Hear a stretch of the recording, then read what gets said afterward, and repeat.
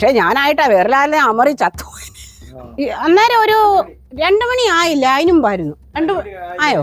2 മണിയോളമായി. ഞാൻ മുറ്റത്തോട്ട് ഇറങ്ങിയതാ. പുലി അവിടെ നിന്ന് ഇങ്ങോട്ടേക്ക് ചാടാൻ നോക്കുകയായിരുന്നു. ഭയത്തോടെ പത്തനംതിട്ട കോന്നി അതുമ്പുകുളം സ്വദേശി സന്തോഷ് പുലി നിന്നിരുന്ന ഭാഗം കാണിച്ചു തന്നു.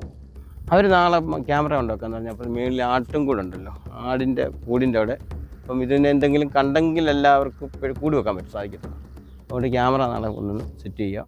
എന്നിട്ട് എന്തെങ്കിലും എൻ്റെ ഇതായിട്ട് കിട്ടുകയാണെങ്കിൽ ഒന്നാം തന്നെ കൂടി കൊണ്ടുവെക്കാനുണ്ട്.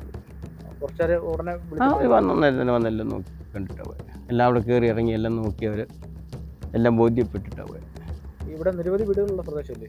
ഇവിടെ താഴപ്പെട്ട 3-4 വീടാണ്. അതേ ഉള്ളൂ, അങ്ങോട്ട് ജനവാസ മേഖല തന്നെ. മുകളിലേക്ക് നോക്കിയപ്പോൾ ഒരു അനക്കം കണ്ടു. വാഴയില എന്ന് ആദ്യം കരുതി. ഒരു തല പൊങ്ങി വരുന്നത് കണ്ടതായി സന്തോഷിന്റെ ഭാര്യ ഗീത പറഞ്ഞു. വാഴയില പഴുത്ത് കിടന്ന് അനങ്ങുമല്ലോ, അതാന്ന് ഓർത്തിട്ട് ഞാൻ ഓർക്കും ഈ വാഴയിലയിൽ എങ്ങനെ ഈ കറുത്ത പുള്ളി വരുന്നേ. എൻ്റെ മനസ്സ് പറയുക.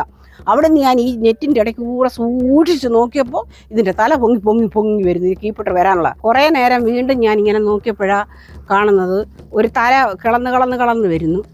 കളർ നോക്കിയപ്പം നല്ല മഞ്ഞ കളറേലെ കറുത്ത പുള്ളി കണ്ട്. അത് കണ്ട ഉടനെ തന്നെ ഞാൻ എൻ്റെ ഭർത്താവിനെ ഓടിപ്പോയി വിളിച്ചു. വന്ന് നോക്കിയ ഉടനെ ഞങ്ങൾ രണ്ടും കണ്ടു. ഭർത്താവിനെ ഉടൻ വിളിച്ചു. പൂച്ചയല്ല, താൻ വ്യക്തമായി കണ്ടതാണ്. ഇത് തന്നെ അല്ല, പൂച്ചയൊന്നുമല്ല, ഞാൻ വ്യക്തമായിട്ട് കണ്ടതാ. പെടലിക്കൊക്കെ നല്ല നീളമുണ്ട്, മഞ്ഞ കളറ്, അതേ പിന്നെ നല്ല കറുത്ത പുള്ളി. അവിടെ നിന്ന് ഇങ്ങോട്ട് പൊങ്ങുമോ, ഇങ്ങോട്ട് ചാടാനെ, ഇങ്ങോട്ട് ഇറങ്ങാനൊക്കെ ഉണ്ട്. വനപാലകരെ വിവരം അറിയിച്ചു.